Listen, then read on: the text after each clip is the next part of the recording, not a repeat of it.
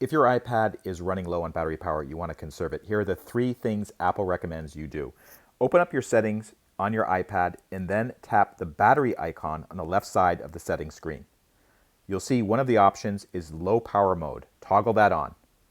Basically, your iPad will operate 99% the way it does usually, with one exception. The screen will turn off if you're not tapping the screen. So just be aware of that. That's method number 1. The second method that Apple recommends for this is actually adjusting the brightness of the display. So tap the display and brightness tab on the left side there, and you can see currently the brightness is almost at the top for this particular iPad. I'm going to drag the slider down to about half. And this definitely dims the screen for me. It makes it a little bit harder to see, but it will help conserve battery power because the screen is the biggest battery hog on this device. Finally, the last thing you do, tap General and then tap Software Update.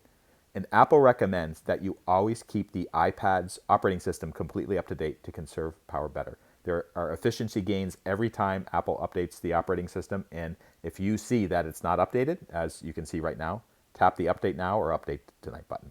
Hope that helped.